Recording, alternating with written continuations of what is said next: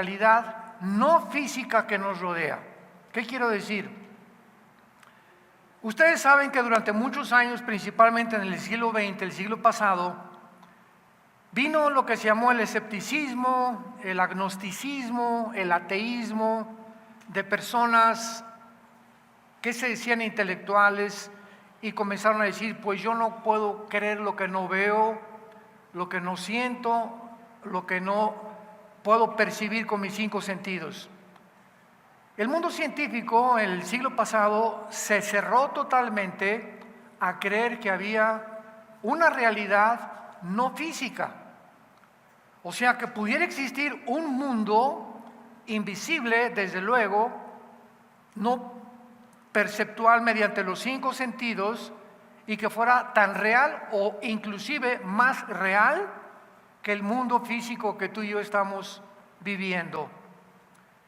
Entonces vino, por ejemplo, en 1954 comenzó con el descubrimiento del ADN, el ácido desoxirribonucleico, que a través de los microscopios electrónicos, no se pueden ver a simple vista, los científicos, el doctor Crick y el doctor James Watson, les dieron el premio Nobel de Medicina, 1954, por haber descubierto esta molécula. De 1954 a 1960 aproximadamente, estamos hablando como de 6-7 años, más del 50% de los científicos ateos dejaron el ateísmo y comenzaron a reconsiderar que realmente no podemos cerrarnos y ser tan tontos de creer que somos las únicas personas en el universo. Y que el hecho de que nuestros 5 sentidos no alcancen a ver, a oír, a sentir cosas, no significa que no existan. Y luego la tecnología comenzó avanzando y ahora estamos, y estoy hablando de un año para acá, han tenido 3 reuniones en Estados Unidos para poder examinar a pilotos, astrofísicos, pilotos de vuelos comerciales, ex astronautas, acerca de una realidad no física que son los famosos objetos voladores no identificados o los ovnis. Y en estas, lo puedes ver en estas entrevistas que han tenido los científicos en internet, en la Casa Blanca, con senadores. Oiga, usted piloto, es una persona decente, íntegra, no son tontos ni de los que se meten a las redes a decir tantas babosadas. ¿Qué testimonio tiene? No es que yo venía en el avión, astronautas como Jim Irwin, que ya murió, fue el primero que dirigió un carrito en la luna, y vimos objetos que volaban a una velocidad más rápido que el Mach 4, Mach 5, que es imposible que ni Rusia ni China puedan tener, menos Estados Unidos, estos aparatos que puedan violar la ley del sonido, la velocidad del sonido. Entonces comenzaron a investigar que había una realidad no física, porque si estos objetos voladores no eran humanos, tenía que haber forzosamente tripulantes manejándolos. No podían ser drones tampoco. Vuelvo a repetir, porque todos los científicos, tanto de Rusia, China, Estados Unidos, etcétera, etcétera, la India, están completamente convencidos de este fenómeno. Entonces comenzaron a adentrarse ya a reconocer que existe una realidad no física. Damas y caballeros, santos de Dios, tenemos un libro que se llama la Biblia, que es el único libro de todos los billones de volúmenes de literatura que existen en el mundo. Podemos comparar el libro con el Corán, el Ramayana, los Vedas, el Maharaniana Sutta, etcétera, etcétera. Cualquier libro que tú me quieras mencionar en este momento de carácter religioso que pueda aportarnos una revelación o información del mundo espiritual que nos rodea. Venimos a la Biblia y encontramos que nos corren las cortinas, Dios en la Biblia, de que la existencia de un mundo invisible, imposible de captar por los 5 sentidos humanos, existe. Como dice, veamos rápidamente aquí en el libro de Hebreos, capítulo 11, dice la Biblia, versículo 1 y 2, la fe es la certeza de lo que se espera, la convicción de lo que no se ve. Versículo 3, por la fe entendemos haber sido constituido el universo por la palabra de Dios, de modo que lo que se ve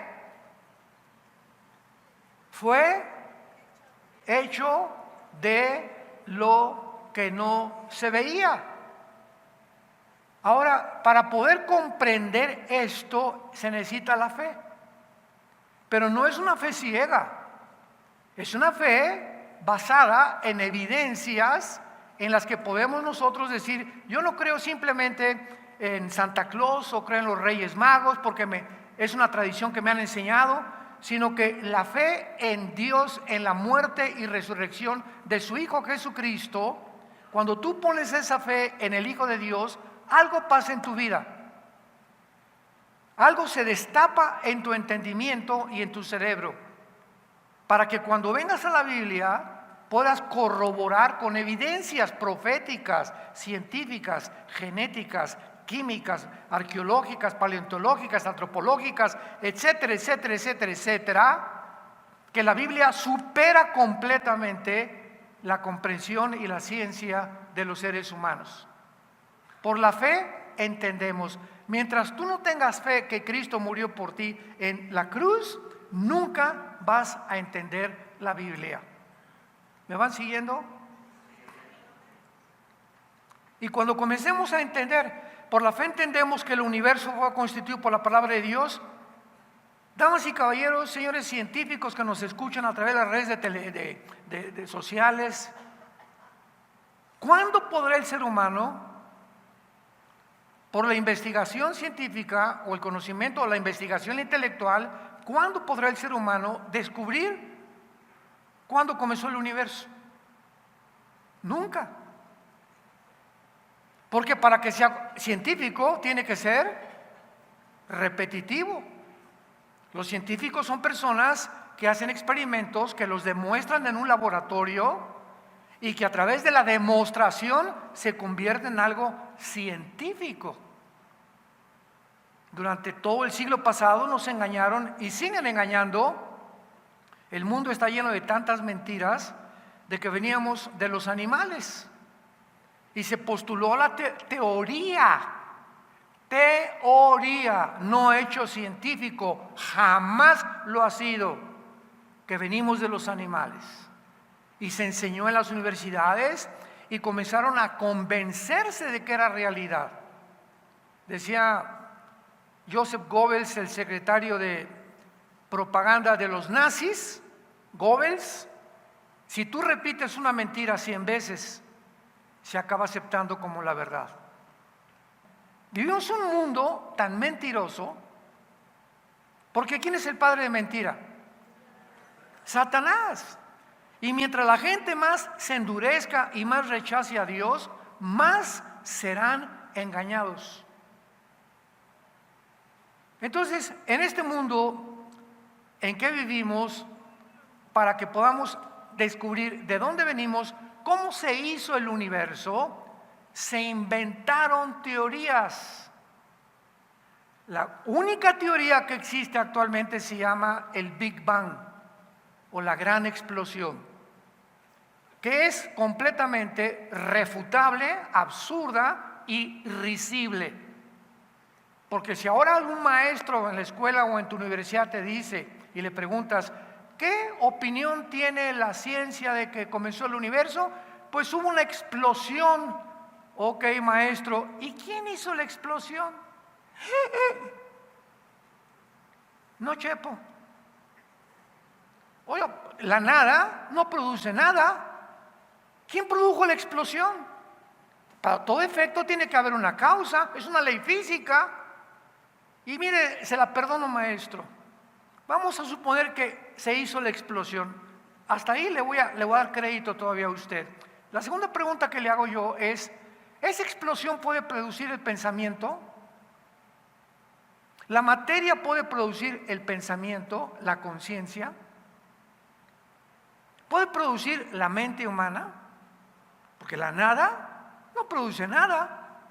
Y si hubo una mezcla ahí de mezcla de sopa de fideos con sopa de quién sé qué tantas cosas explican los científicos, y de esta menjurje que se hizo químico, explotó el universo y por ahí salió el sapo, por otro lado salió el conejo y el elefante y el cocodrilo y las aves y el ser humano. Por un accidente, ¿quién podría ya seguir una línea de lógica elemental para convencerme de que eso es, y yo siempre lo he dicho, una marihuanada? ¿De cuál fumaron? ¿Ustedes se llaman científicos de veras? ¿Cómo podemos hoy llegar al siglo XXI y comenzar a decir, como Klaus Schwab, el presidente del Foro Económico Mundial, que van a crear una superraza? Que como venimos de una célula, de una amiba, hemos llegado a un punto evolutivo donde el ser humano necesita evolucionar, y ahora se puede. ¿Por qué? Porque tenemos la ciencia y la genética, la tecnología que ha llegado el ser humano, las computadoras cuánticas interdimensionales están capacitadas para que el ser humano sea el amo del universo. Somos dioses. Así lo repitieron en el Foro Económico Mundial, en la reunión de Davos, Suiza, más de 50 personas, politólogos, científicos, políticos y de toda índole. Ahí estaban los Rothschild, los Rockefeller, Bill Gates, Mark Zuckerberg y todo un ámbito de personas, un espectro de personas que consideran los más multitriquintillonarios del mundo entero, que tienen ahora el derecho por su dinero de comenzar a dictar los protocolos, no los gobiernos. A los gobiernos ya les robaron su soberanía nacional. Ahora es un grupo, una élite de personas las que están diciéndole a los gobiernos, ahora todos los gobiernos del continente americano tienen que dictar el aborto. Y en México hace una semana se acaba de penalizar el aborto. Y lo aceptó México, Nicaragua, Argentina, Bolivia, etcétera, etcétera. Desde luego que Nicaragua, Ecuador, Venezuela, Cuba, ¿desde cuándo? Pero a todos los gobiernos se tienen que someter. Y si no aceptan y no comienzan a despenalizar el aborto, les quitamos el subsidio y el dinero que ustedes deben de deuda externa. Y ningún país quiere en el continente americano quedarse como los pollitos, ¿verdad? No, pues ¿qué necesitamos hacer? Necesito dinero para esta cosa y para este proyecto, etcétera, etcétera. Pues la condición es, tienes que implementar la doctrina de ideología de género en las primarias y enseñarle a los niños de 5 años que se pueden masturbar. Y que la pedofilia se va a aceptar como una cosa de ley. Y que el aborto tiene que ser legal. Y que ya no metan a la cárcel a nadie que quiera realizarse un aborto. Y si no, no hay presupuesto para esa nación. ¿Quién dicta ese protocolo? ¿Quién es el que le está dando esas órdenes? A los gobiernos. Un grupo de 7 familias. Un grupo de 7, 8 familias máximo en el mundo entero, que tienen todo el capital y todo el control de la economía, y que en un tiempo futuro el anticristo vendrá a instituirse, adjudicarse el poder político, la supremacía militar y económica del mundo entero.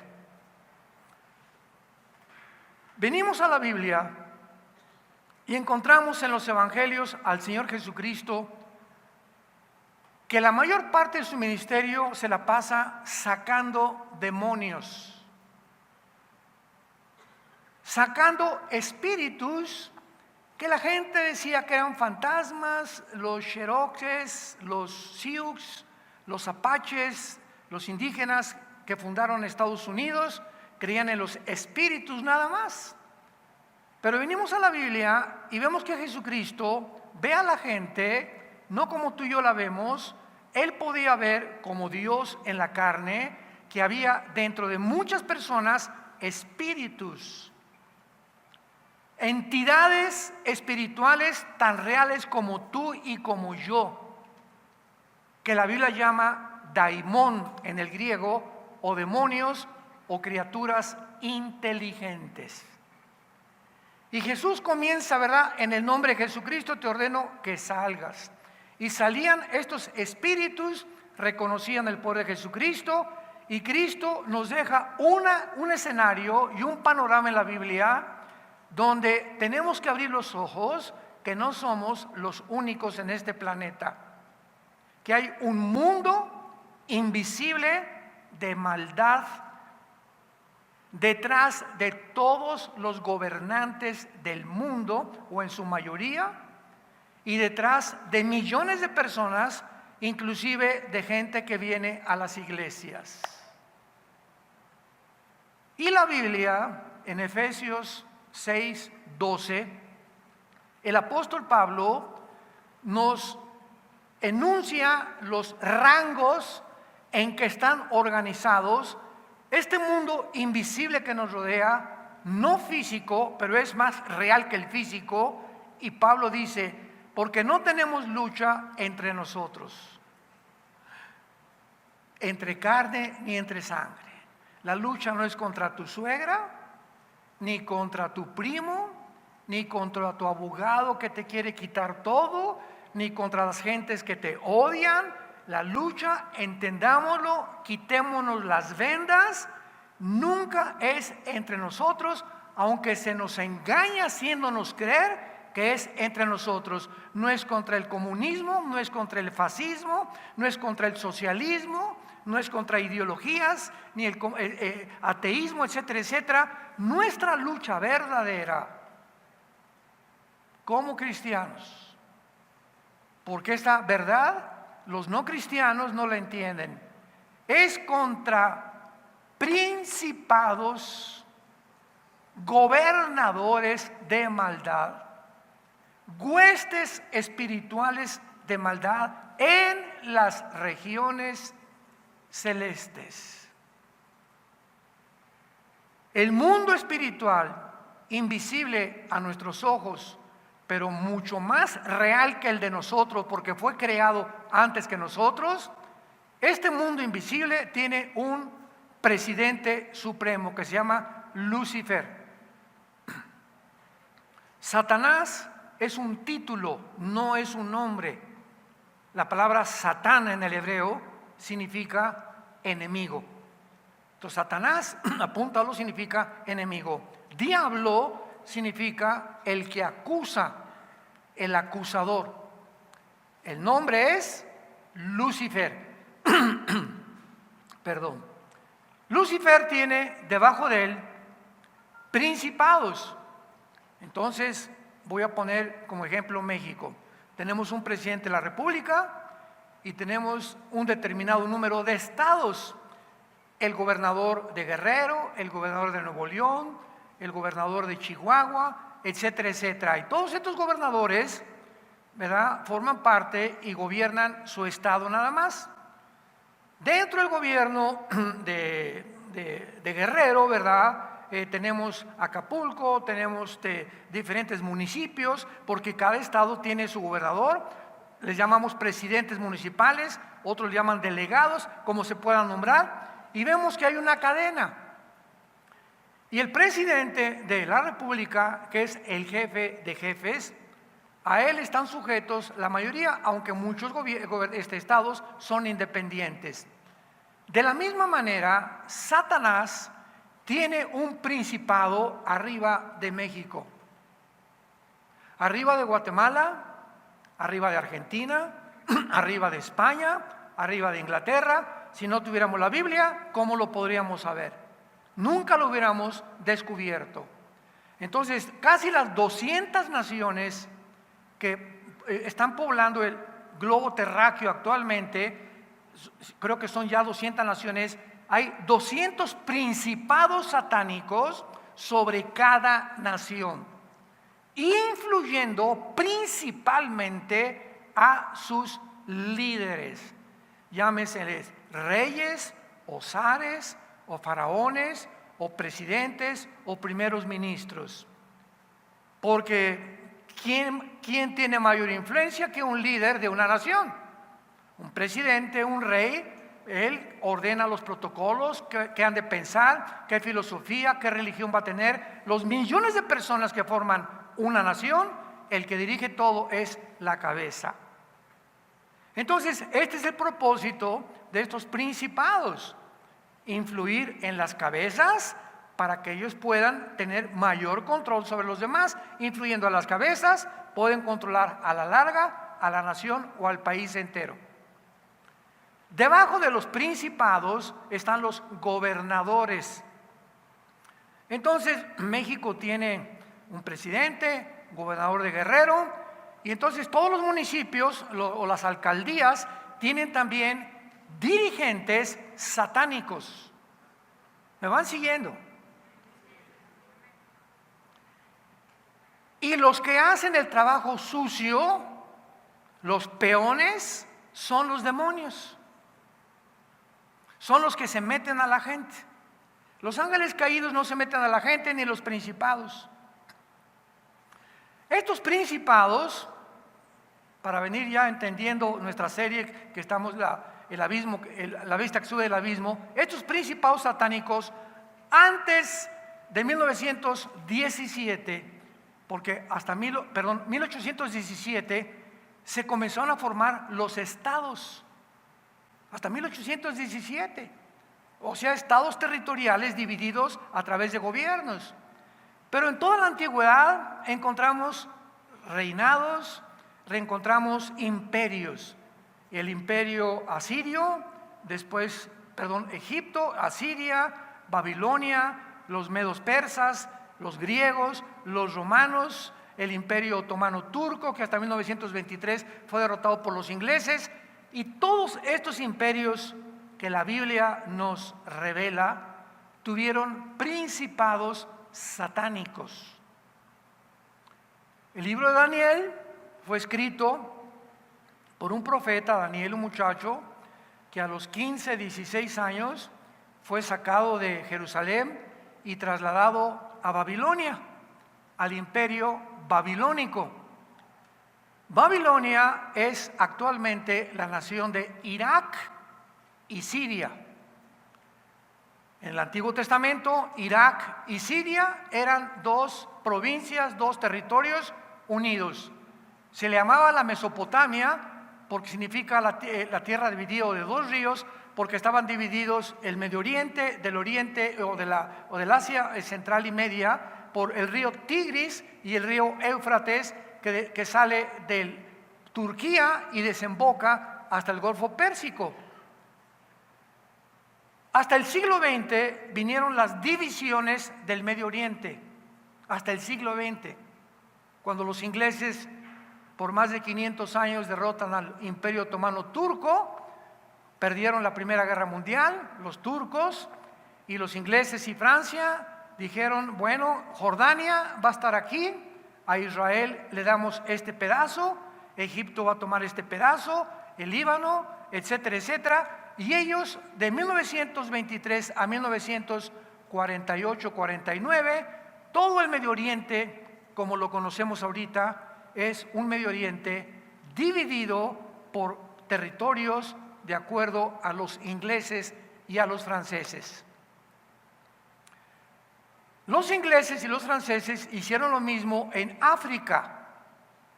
Ahorita, ¿cuántos de ustedes oyeron el golpe de Estado en Níger? Es diferente a Nigeria. En el continente africano hay una nación que se llama Níger y otra que se llama Nigeria. Muy bien. Hasta el siglo XXI, los ingleses y los franceses siguen dependiendo de naciones africanas del uranio. Y ahora que el continente africano o las naciones africanas están viendo que Estados Unidos está cayendo y que hizo un fracaso total para poder impedir que Rusia controlara Ucrania, y los mismos europeos están asustados. Ahora todos como pollitos en el mundo, antes estaban bajo el paraguas de Estados Unidos, porque Estados Unidos tiene 75 años de policía en el mundo, tratando a las naciones, quitándole los dictadores, sacando a narcotraficantes como a Noriega en Panamá, etcétera, etcétera, en Irak a Saddam Hussein, y por todos los Estados Unidos ha tratado mandabarcos, etcétera, etcétera, Irak, etcétera, etcétera. Y ahora que Estados Unidos está comenzando a hundirse, principalmente con la nueva administración del presidente Biden, pues ahora Europa está asustada. ¿Quién nos va a proteger? Y los africanos como pollitos, ¿quién nos va a proteger ahora? Entonces lo que están haciendo los africanos y lo que está haciendo Europa es meterse bajo el paraguas de Rusia y de China. Y es el mundo que estamos viviendo. Y viene una revolución en Níger. Ahora, cualquiera podría decir, oiga, pero África es una historia de golpes de Estado. Marruecos, Libia, etcétera, etcétera, Sudán, Etiopía, pero en Níger pasó algo que nunca había pasado, que hace menos de un mes vino este golpe de Estado. Putin tiene un grupo de mercenarios que se llama el grupo Wagner, que por cierto, todavía están viendo quién derribó el avión en el que iba Pirovovsky, el director, que es el principal grupo de Putin, y cayó en el avión con todo su equipo que formaba el grupo de mercenarios Wagner. Este grupo Wagner, antes que cayera el avión, hace como un mes, entró a Níger y dieron un golpe de Estado, o lo promovieron, quitaron al presidente Babusi, y ahora los estados africanos se niegan a que los franceses y los ingleses controlen el uranio y todos los minerales que hay en África, y le ordenaron en Níger: saquen al embajador de Francia, saquen al embajador de Inglaterra y a todos los demás con su personal. Totalmente vamos nosotros los africanos ya a independizarnos de Europa, pero nos unimos a Rusia.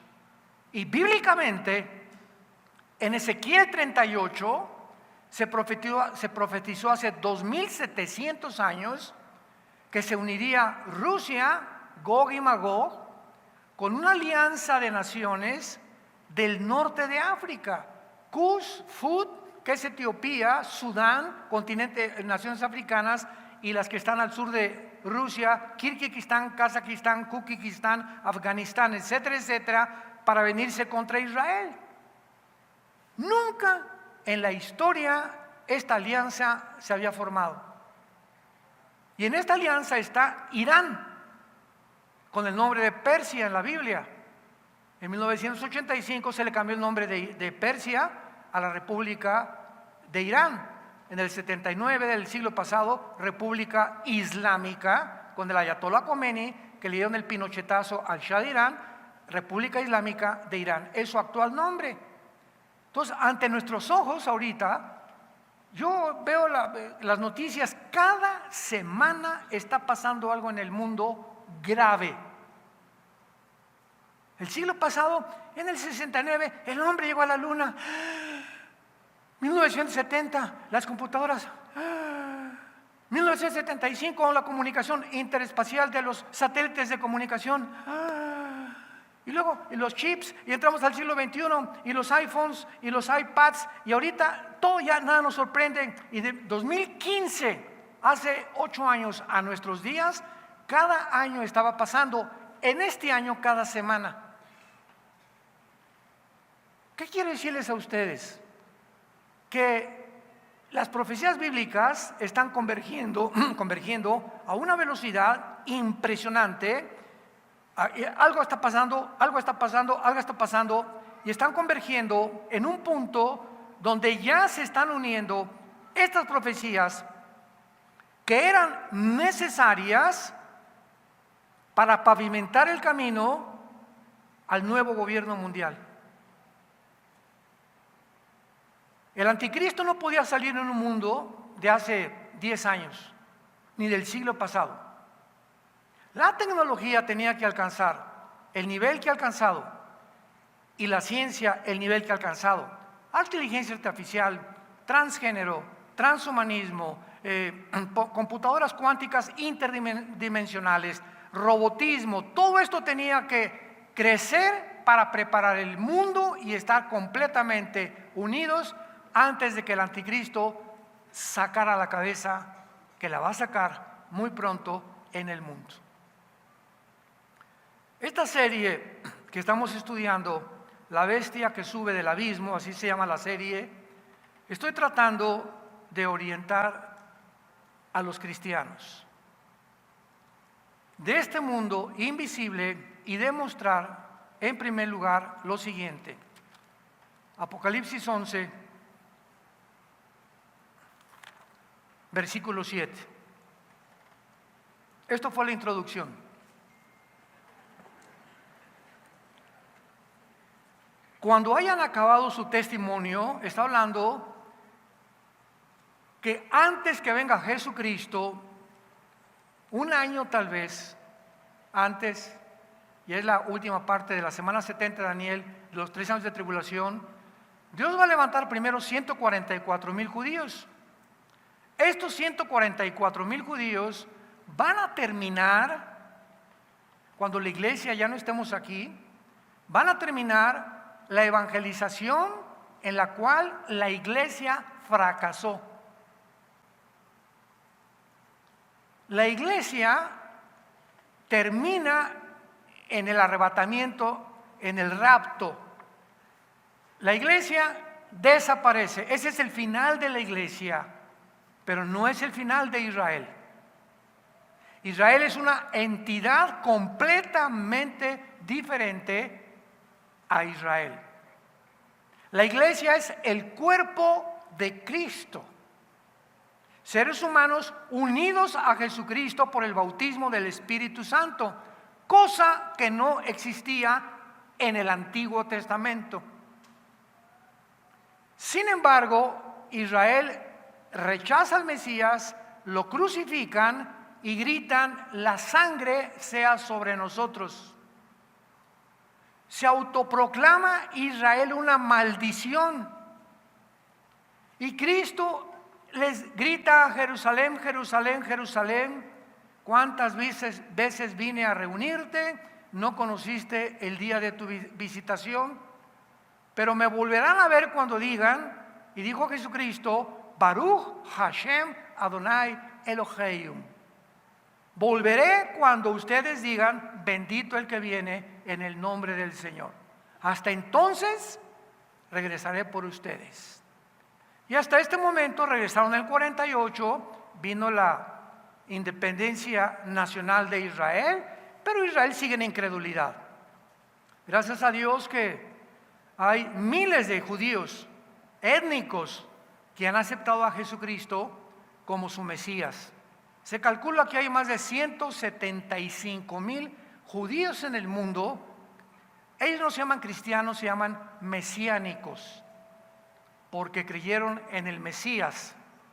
La palabra cristiano significa pequeños ungidos, que es lo mismo, ¿verdad? En fin, pero de los más de 12, 13 millones de judíos que hay en el mundo, la mayoría viven en incredulidad. Entonces la iglesia se va y Dios se vuelve otra vez a Israel. Y por eso el Nuevo Testamento tiene más de 500 citas del Antiguo Testamento. Hasta el capítulo 4 del libro del Apocalipsis, la iglesia desaparece hasta el capítulo 19, que regresamos después de las bodas del Cordero con Jesucristo. Y durante todo este tiempo, los 7 años de la tribulación, es cuando los primeros 3 años levanta Cristo a 144,000 judíos étnicos de las 12 tribus de Israel.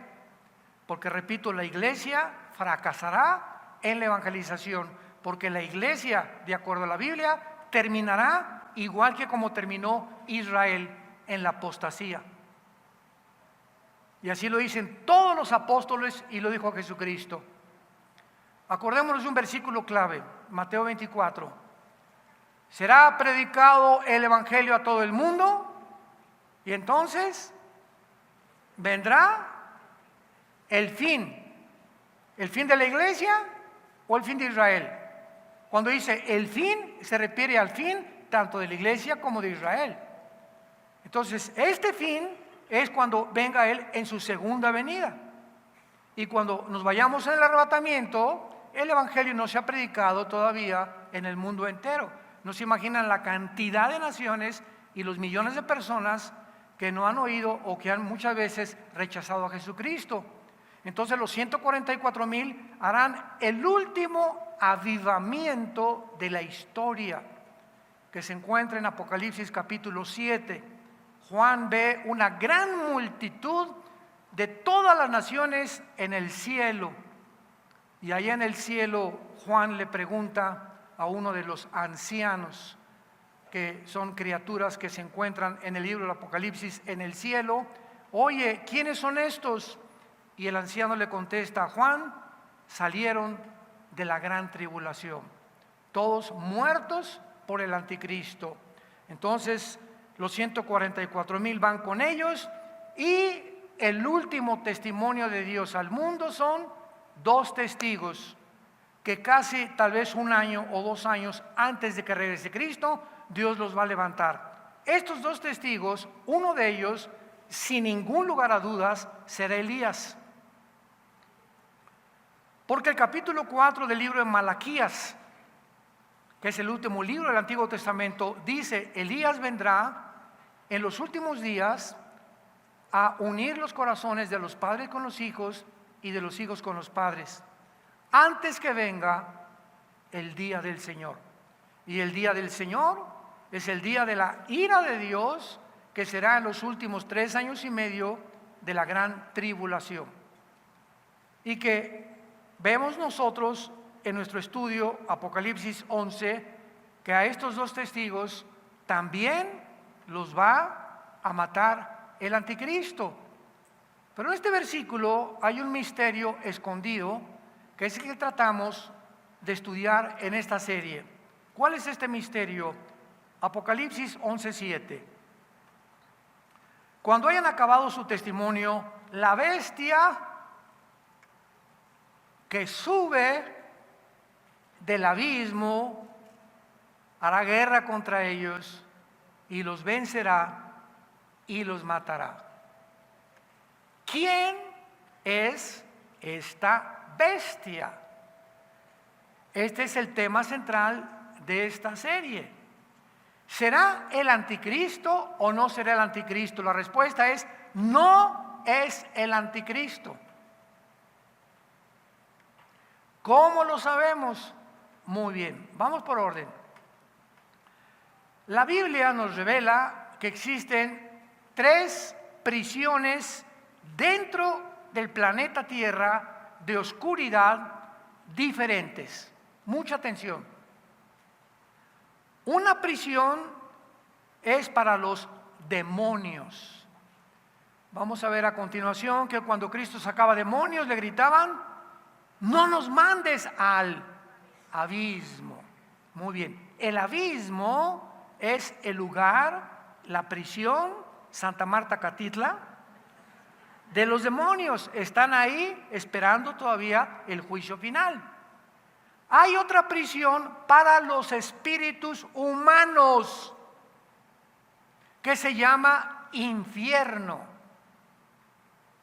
Entonces, los demonios no van al infierno, ni si tú te mueres sin Cristo vas al abismo, bajas al infierno, que en el griego se llama Gena, con H intermedia y doble N. Y hay otra prisión para los ángeles caídos que se llama el Tartarus, que en 2 de Pedro capítulo 2 se tradujo infierno, desgraciadamente. pero es la palabra Tartarus. Cuando nuestro texto en Apocalipsis 11:7 dice que la bestia o una bestia, vamos a ver quién es esta bestia, sube del abismo, no puede ser el anticristo, porque el anticristo, aquí dice que esta bestia existía antes y que antes de que venga Cristo va a subir del abismo. Y la Biblia enseña que los espíritus humanos, Hebreos capítulo 9, está establecido que muramos una vez y después el juicio. Entonces no hay ningún espíritu humano que salga menos del abismo, porque el abismo es para los demonios y tienen un ángel que se llama Abadón, Apocalipsis 9, 10 y 11, y los espíritus humanos están en el infierno. Entonces, si va a subir del abismo, tiene que ser un ángel caído.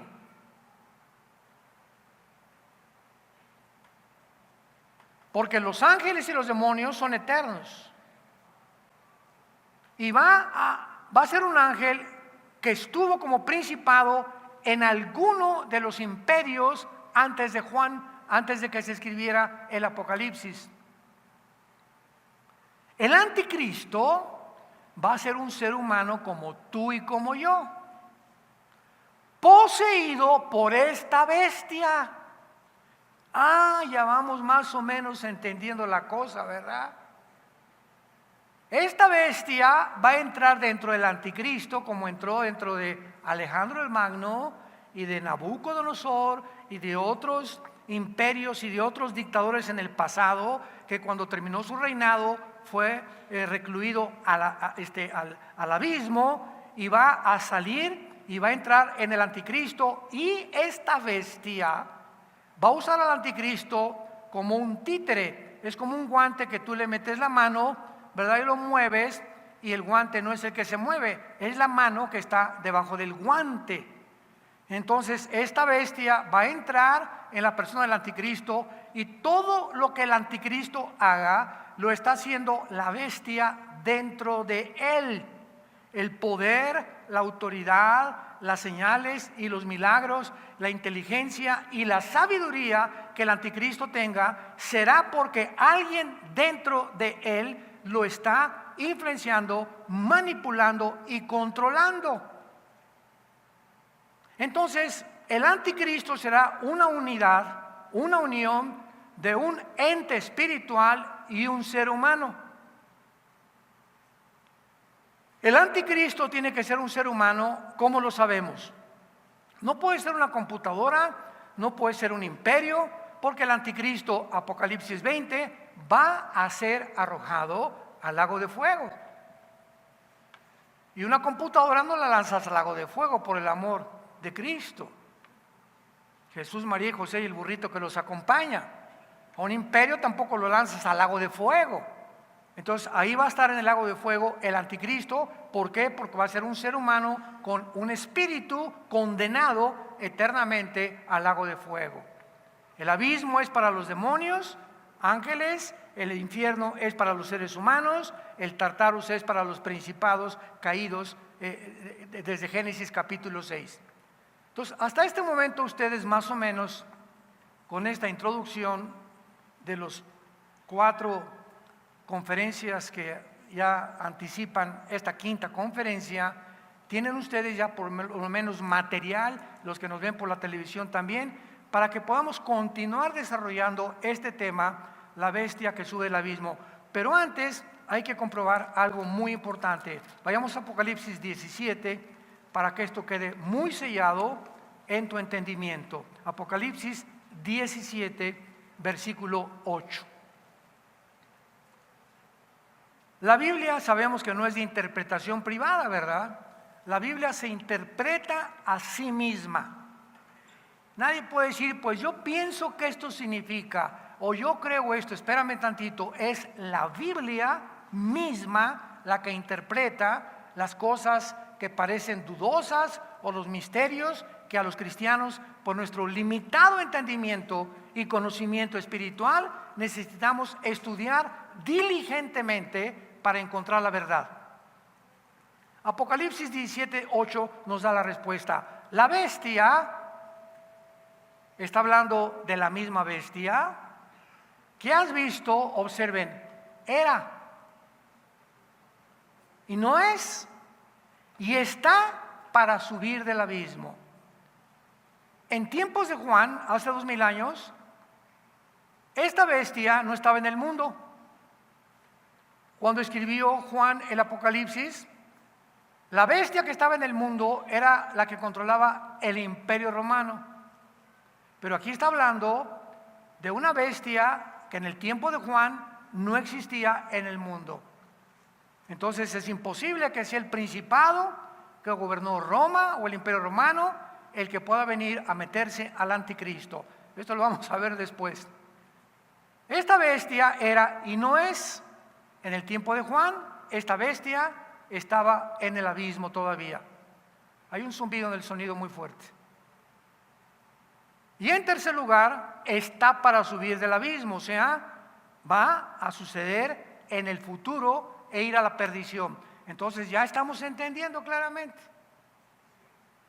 Nuestro pasaje original, Apocalipsis 11:7, la bestia que sube del abismo los perseguirá y los matará, que es el que infundirá sus poderes al anticristo.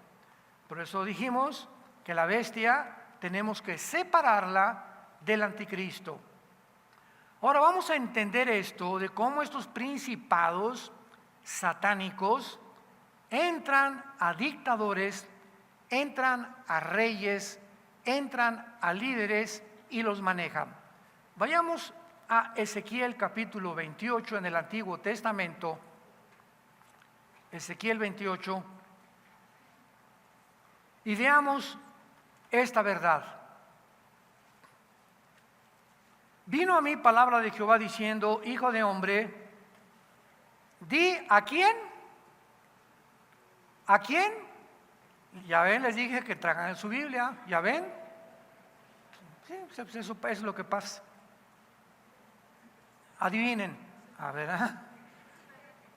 di al príncipe de Tiro: así ha dicho Jehová el Señor, por cuanto se enalteció tu corazón y dijiste, yo soy un Dios. Aquí las palabras de Dios al profeta Ezequiel van dirigidas a un príncipe, a un gobernante de una de las ciudades más influenciables que hubo en la antigüedad en Israel, que era Tiro. Era una nación, una ciudad millonaria, poderosa. Dile estas palabras: yo soy un Dios. En el trono de Dios estoy sentado en medio de los mares, siendo tú hombre y no Dios, y has puesto tu corazón como corazón de Dios. Versículo 6. Por tanto, así ha dicho Jehová el Señor: por cuanto pusiste tu corazón como corazón de Dios. Versículo 9, hablarás delante del que te mate diciendo, yo soy Dios, tú hombre eres y no Dios, en la mano de tu matador. Muy bien, hasta aquí asumimos con esta lectura de que Dios le dice a Ezequiel: dile a ese hombre que no sea payaso. Dile a ese dictadorzuelo o a ese gobernante que él no es Dios y que se ha ensoberbecido como Dios y que cree que es Dios, pero no es Dios, que recuerde que es un hombre. Ahora veamos quién estaba detrás de Tiro, de este rey de Tiro. Versículo 11. Vino mi palabra de Jehová diciendo: hijo de hombre, levanta endecha sobre el rey de Tiro. Otra vez le da otro mensaje Dios a Ezequiel. Y ahora Dios, con este segundo mensaje, nos corre la cortina del mundo espiritual que operaba detrás del rey de Tiro. Y dile, así ha dicho Jehová el Señor: tú eras el sello de la perfección, lleno de sabiduría y acabado de hermosura. En Edén, en el huerto de Dios, estuviste. Nos detenemos aquí. ¿Podrá referirse al rey de Tiro como persona? Cuando leemos la creación de Satanás más adelante, vemos que está refiriéndose a Lucifer. Tú eras el sello de la perfección, y de aquí en adelante describe la creación de Satanás. Tú eras el sello en el huerto. El rey de Tiro nunca estuvo en el Edén. Y cuando Adán y Eva fueron tentados, ¿quién estaba en el Edén? Lucifer, la serpiente antigua, el dragón, que se llama Satanás. Entonces vemos cómo ahora, en esta segunda parte, ya Dios nos quita las vendas y nos muestra que detrás de ese rey de Tiro, Lucifer estaba ya actuando. Y por eso se creía Dios. Porque Satanás siempre ha usado a todos los seres humanos, llámese Benito Mussolini, Adolfo Hitler, Alejandro el Magno, todos los Césares romanos, todos estos dictadores, Napoleón Bonaparte, los conquistadores que tú me quieras mencionar, Gengis Khan, Aníbal, etcétera, etcétera, etcétera, todos se han creído dioses.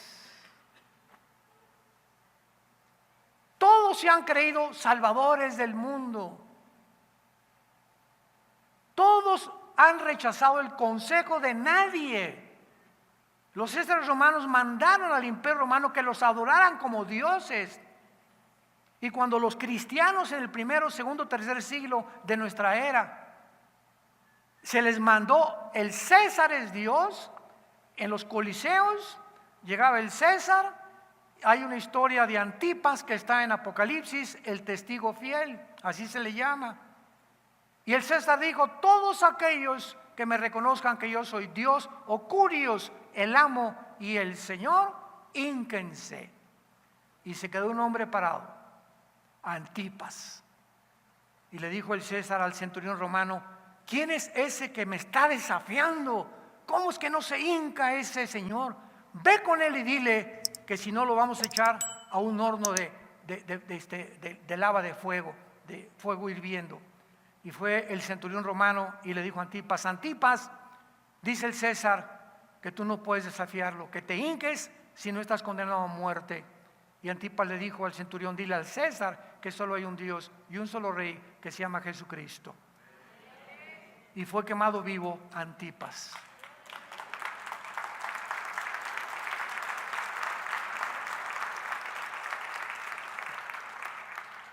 Te damos gracias, Padre, por tu palabra en esta mañana.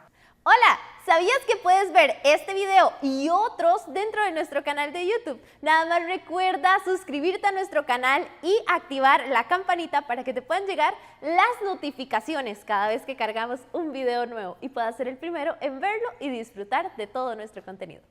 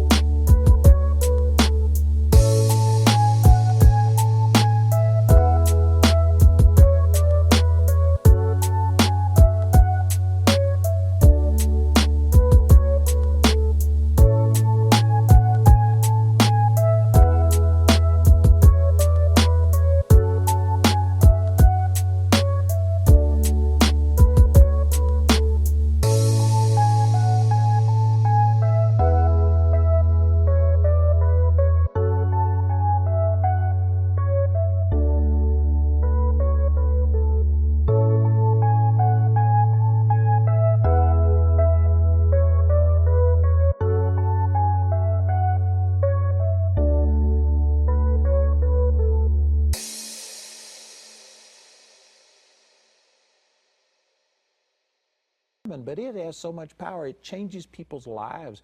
People are being healed.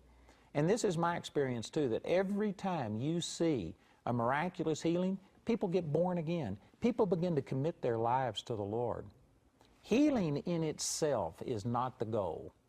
Now, I am not saying that healing is unimportant, but I am saying that it serves a purpose to illustrate that if God can touch the physical bodies and heal us in this physical realm, then certainly He can do even the greater spiritual things, and the things that are spoken about eternity are also true. And we need healing to help verify and demonstrate that the things we're saying about God able to forgive a person's sins and take care of your emotions and heal your marriages and all of these other things, we need demonstration and proof that these things are true. We got a skeptical world that to a large degree has just written the church off because they say all of these things, but there's no ability to demonstrate it. They aren't demonstrating it. And so it's easy to say that you're wrong because there's no way to really prove it. But when you start proclaiming that God not only wants to deal with spiritual and eternal things, but He wants to heal your bodies, and people start walking in the miraculous power of God, and miracles start happening, and the dead are raised, and the blind eyes are open, and the deaf ears are open, I guarantee you there are multitudes of people today that have been born again because they have seen the demonstration of God's healing power. There are great miracles happening. I know that there are many of you think, oh, well, I've never seen them, and if this stuff is true, why isn't it on the news? You know, I've seen 3 people raised from the dead. And I've had people say, well, if that's true, then why don't you go to the news and why don't you tell them? And you know what? There is a disbelief. There is a spirit of Antichrist that is at work in this world. And you aren't going to get the news media and all of these things to start proclaiming these healings. For one thing, they would look at it as a liability issue.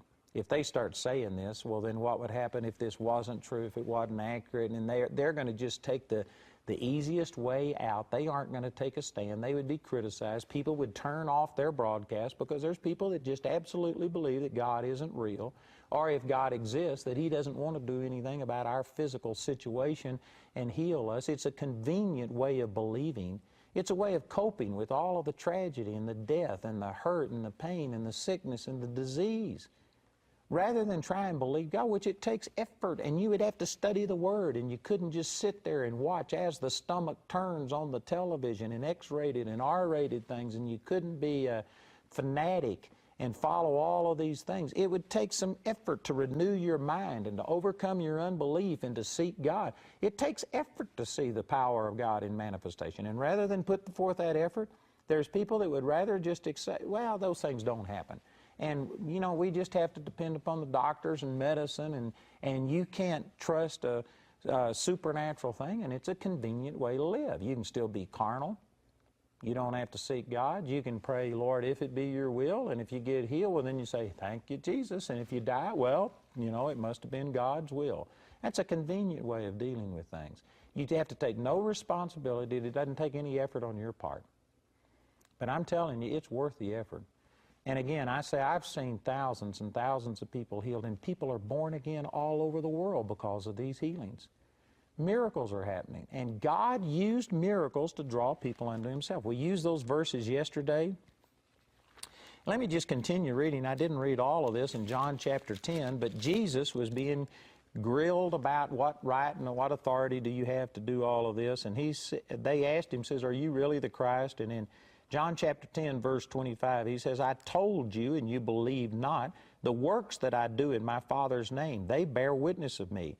And so they kept interacting with Him and saying, no, you aren't the Christ. You don't have the right. You're doing this through the power of the devil, etc.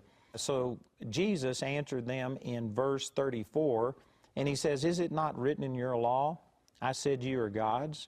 If He called them gods unto whom the word of God came, and the Scripture cannot be broken, say ye of Him whom the Father hath sanctified and sent into the world, thou blasphemest, because I said I am the Son of God? Well, that's a great teaching. I hadn't got time to go into that. In verse 37, it says, if I do not the works of my Father, believe me not. You know, if we were to just take that statement right there by Jesus and apply this to most ministers today, and if we said, if ministers aren't doing the works of the Father as demonstrated through Jesus. Now, what did Jesus do? Well, there's, of course, many, many instances, but one of them that kind of summarizes it is Acts 10:38. It says how that God anointed Jesus of Nazareth with power and with the Holy Ghost, who went about doing good, healing all that were oppressed of the devil. Part of how Jesus did the works of his Father was that he went around healing all, not some, but all who were oppressed of the devil. And he said here, if I don't do the works of my Father, which part of that work was healing all that were oppressed of the devil, believe me not. If we were to just apply this to ministers today and say, man, if you aren't demonstrating the supernatural power of God, then don't listen to them. You know what? There's a lot of ministers that if we were to apply that same standard to them today, nobody would be listening to them. There's huge amounts of people that have a word that they preach, but they don't back it up with any power or demonstration in the physical, natural realm. And Jesus is saying, if I'm not doing this, if I can't demonstrate the power of God, then don't listen to me.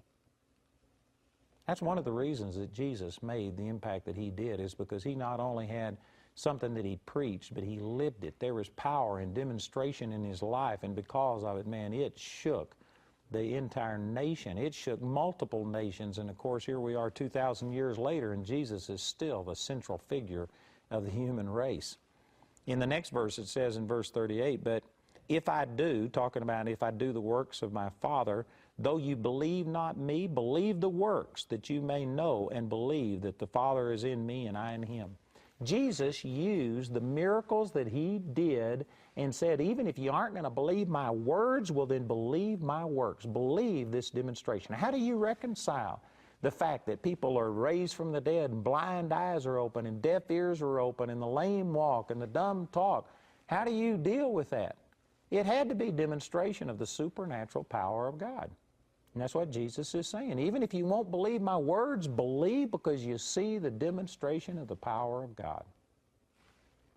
You know, you'll hear people today say, well, now wait a minute, the devil can also do these things. I've never seen people healed by the power of the devil. I don't doubt that maybe it could happen. I don't know, but I'm telling you what, you know, I remember when I received the baptism of the Holy Spirit and started speaking in tongues. And people say, you got to watch that stuff. That's of that devil. And you know, I've never been into a bar and heard those people in there speaking in tongues. I've never been where they're, you know, doing all this stuff. People in bars don't speak in tongues. People, these gang bangers, they aren't speaking in tongues. You'll hear this criticism often that, oh, this is of the devil. But well, show me the devil's crowd, that they are healing people. Show me that the miraculous power of God. You can't do it. It's not happening. That's a false thing, and some people are afraid and saying, well, it's not only God who does this. You know, Jesus said, you can believe me because you see these works. When you start seeing the miraculous power of God manifest through a person, it's because God's anointing's on them. Satan isn't healing the sick. Satan isn't causing people to receive the baptism of the Holy Spirit and speak in tongues and fall in love with God. And that's not the devil. I tell you, some of the arguments that people bring up, it just makes you wonder how dumb can you get and still breathe. Forgive me for being blunt. And so in Hebrews chapter 2, it's talking about that Jesus is the superior way of God manifesting himself. And how did God manifest himself through Jesus? Yes, Jesus spoke like no other man spoke. Jesus spoke words of life, but Jesus also demonstrated the power of God through miraculous healings. He dealt with the needs of people. He provided for people physically, financially, and caused them to prosper. Jesus manifested power in this physical, natural life to show that he could also deal with these greater spiritual and eternal things. And in Hebrews chapter 2, it starts talking about that since Jesus is the greatest manifestation of God, we ought to give more earnest heed to the things which we have heard, lest at any time we should let them slip. For if the word spoken by angels was steadfast, this is talking about the Old Testament law and the Old Testament doctrine, if all of those things were steadfast and every transgression and disobedience received a just recompense of reward, how shall we escape if we neglect so great salvation, which at the first began to be spoken by the Lord and was confirmed unto us by them that heard him? Now, here it is talking about that Jesus himself spoke the word, and it says that those who came after him, his disciples and apostles, they confirmed it. And how did God bear witness? In the next verse it says, God also bearing them witness both with signs and wonders and divers miracles and gifts of the Holy Ghost according to his own will. Now again, here it is talking about miracles, and this is talking about signs and wonders. And if you even have ever read the Gospels and the book of Acts, you cannot deny the fact that healing was one of the central things that Jesus did. Healing is one of the central things that the disciples did. And this verse is saying that God used those healings to confirm the Word. The word confirm means to establish, to verify, to prove that these things that are being spoken are real. Because if you can cause a physical manifestation, if someone who is blind all of a sudden can see, if someone who is deaf all of a sudden can hear, it is a demonstration that those things you're saying about the greater matters of the soul, the spiritual realm, your emotions, if you can do those physical things, then you can also do those non-physical, intangible things on the inside of people. You know, at our recent Gospel Truth Seminar that I held in Phoenix, I forget all of the details, but we saw hundreds and hundreds of people heal. In one night, I was calling out healings, and I spoke that there are people here being healed of deafness. And I don't know how many people stood there. Could have been 100, but there was at least 50. I don't know. There was a lot of people that stood. And of course, I assumed that most of them weren't totally deaf. Or they, you know, I didn't have an interpreter for the deaf there, so they probably had to have some degree of hearing. But there was at least 50 to 100 people that stood for prayer, and out of those, I had people say, all right, if you can already tell that you're healed, if your hearing has already improved, remove your hearing aids, check yourself. And out of those people, I'm not sure how many, but there was at least 30 that instantly were healed, and they could hear better. One of them sent me an email, and they were some friends of mine from a long time ago, and this guy had hearing aids in both ears. And with these hearing aids, he still was having trouble hearing. And he went home that night. He wasn't one of those that testified that he was instantly healed, but the next morning when he got up and I think went to the mailbox or something, he could hear the crickets, he could hear all of these sounds. He hadn't put his hearing aids in, and his hearing was totally restored. And you know what? When we saw those miracles happen, you know what? The crowds increased. People started coming forward. We had people born again. We had people baptized in the Holy Spirit. People fell in love with God. I'm not saying that healing is unimportant, but I'm saying healing is a stepping stone to even greater things. And that's what these verses are saying. It's what Jesus said of himself. He says, even if you aren't going to believe me because of the words that I speak, believe me because of these miracles. And if I'm not doing miracles, well then don't listen to me. Boy, if we were to apply that to the average preacher today, I guarantee there wouldn't be very many preachers out there ministering. Look at this passage of Scripture in Mark chapter 16. This is some of Jesus' last instructions to his disciples. It was after his resurrection, and as he was being caught up into heaven, these are some of the very last words that he said to his disciples before being taken back into heaven. And he said in Mark chapter 16 and in verse 15, it says, he said unto them, go ye into all the world and preach the gospel to every creature. He that believeth and is baptized shall be saved, and he that believeth not shall be damned. And as he was talking about preaching the gospel, in the very next verse, verse 17, and these signs shall follow them that believe. In my name they shall cast out devils. They shall speak with new tongues. They shall take up serpents. And if they drink any deadly thing, it shall not hurt them. They shall lay hands on the sick, and they shall recover. Right in the context of go preach the gospel to every living creature, he says, and these signs are going to follow those who are truly preaching the Word of God. Miraculous things are going to happen. And one of those things, the last thing listed, is that you're going to lay hands on the sick and that they shall recover. This is how the Lord says that the gospel is supposed to be preached. And he said he would confirm the word with these things. If you keep on reading in verse 19, it says, "So then, after the Lord had spoken unto them, he was received up into heaven and sat on the right hand of God, and they went forth and preached everywhere, the Lord working with them and confirming the word with signs following." Amen. This is how the gospel began. The Lord, of course, operated in the supernatural power of God and went about doing good, healing all that were oppressed of the devil. Acts chapter 10, verse 38. Then he told his disciples, "You go preach the gospel, and as you go, you lay hands on the sick, and they shall recover." And then it says that when they went forth and preached, God confirmed the word. In other words, they didn't just preach it in word, but they demonstrated the power of God by healing people.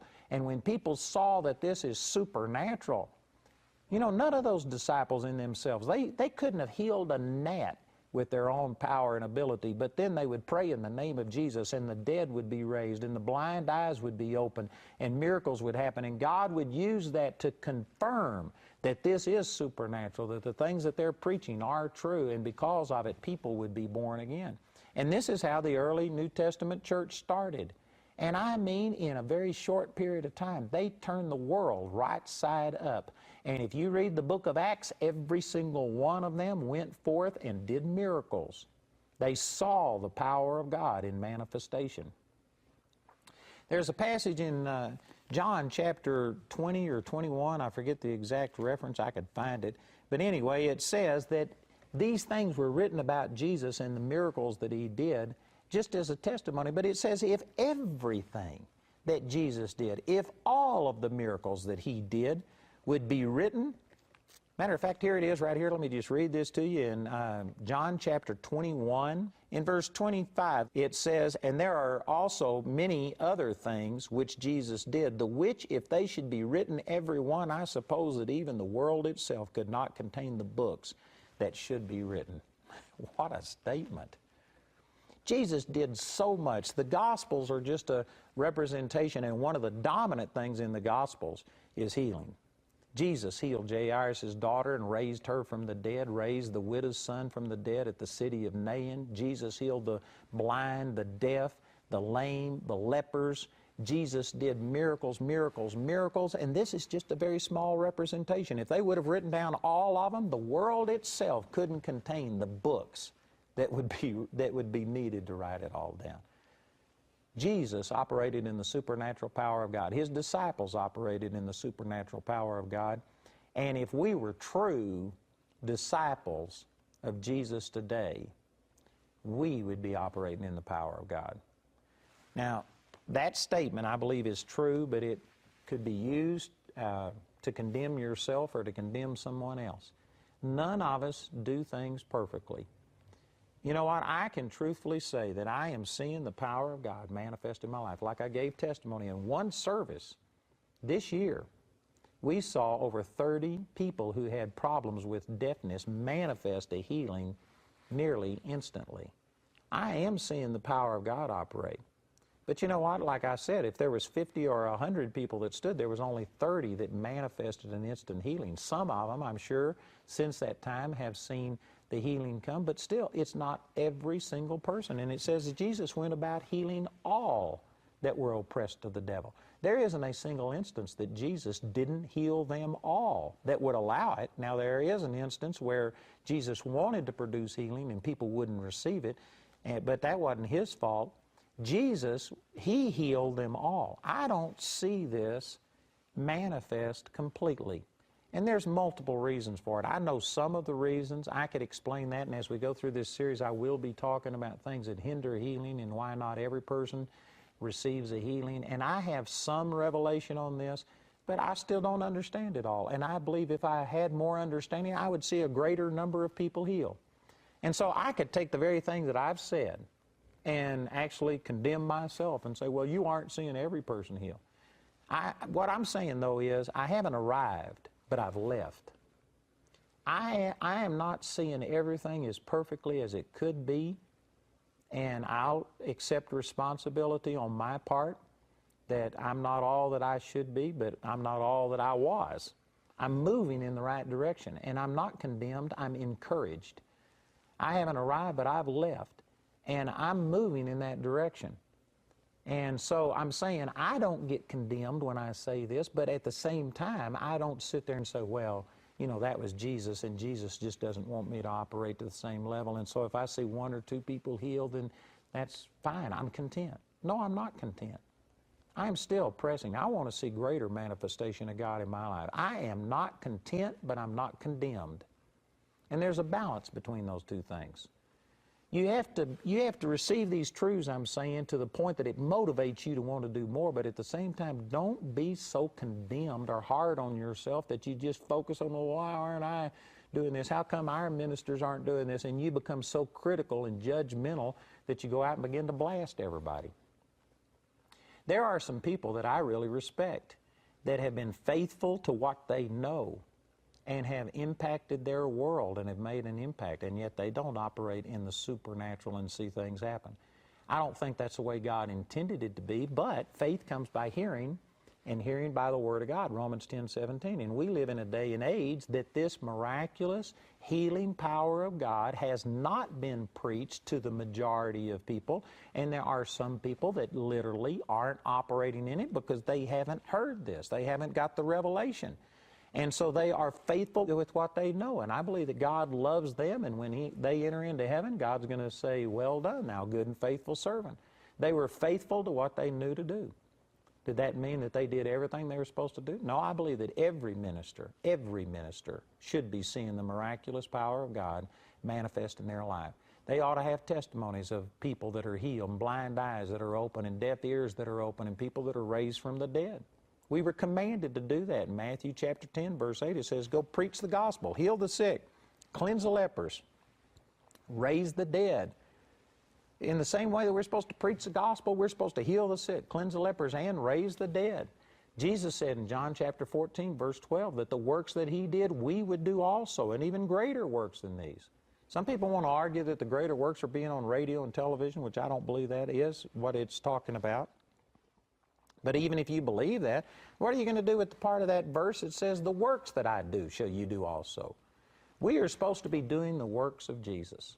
And I'm teaching this series on God Wants You Well to bring us up to another level so that we can start seeing the healing power of God manifest in our lives and through us to other people. I'm out of time today, but I do encourage you to listen. We've got an entire series of materials that we've put together that we call a better health care package, and I believe it's really going to bless you. So listen to our announcer, and please call or write today. Andrew's complete teaching titled God Wants You Well is available in a brand new book for £8.50. Request book number T330 when you contact us.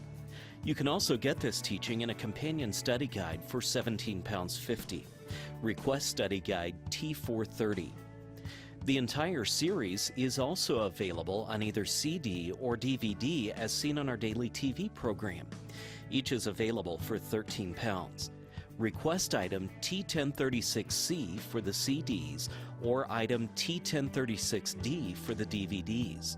Or you can receive the book, study guide, and album as part of the Better Healthcare package. The package includes your choice of either the CD or DVD series, the new God Wants You Well book, along with the companion study guide, plus Healing Journeys Volume 1 and Volume 2, and the Healing Scriptures CD. The entire package has a catalog value of £68, but today we'd like to offer it to you for £50. To get the Better Healthcare package, request item T4505. Be sure to specify CD or DVD. The first teaching in the God Wants You Well CD series, titled Healing is in Christ's Atonement, is available for £3. But if you're simply unable to afford it, Andrew and his partners will provide this first CD free of charge. Request teaching TI01C, and we'll be pleased to send it to you. You can use your credit card to order resources by telephone. Our helpline number is 01922 473 300. When calling from outside the UK, you must dial your international calling code, then 44 1922 473 300. Or you can visit our website where you can order ministry materials 24 hours a day, 7 days a week at awme.net. To write us, use the address on your screen. We hope to hear from you today. We'd like to point out Andrew's upcoming speaking schedule. Mark your calendars to come meet Andrew at one of these events and let the Word of God transform your life. He'll be in Warwickshire, England for the Grace and Faith Family Camp, May 28th through the 31st. For those of you looking forward to our annual Summer Family Bible Conference, remember to mark your calendars and join us in Colorado Springs, June 28th through July 2nd. I'd like to give you a special invitation to join me on Friday, the 28th of May through Monday, the 31st of May. This is the bank holiday in the UK, and we are having our Grace and Faith Family Camp at Stoneleigh Park in Warwickshire. And I tell you, I'm excited about this. We're expecting a large turnout. It's going to be 4 days over this bank holiday. And I will have also Wendell Parr ministering with me. I believe that David Hinton, a 6'7" cowboy, is going to be there ministering in music, and it's going to be a great time. There are accommodations, motel accommodations. There's accommodations for caravans, tents, all kinds of things. We have a website for this. They have that address on the screen. You can actually go to that website. It'll give you all kinds of information, booking information. Of course, you can contact our offices, but remember these dates over the bank holiday, May the 28th through the 31st at Stoneleigh Park in Warwick. I was diagnosed with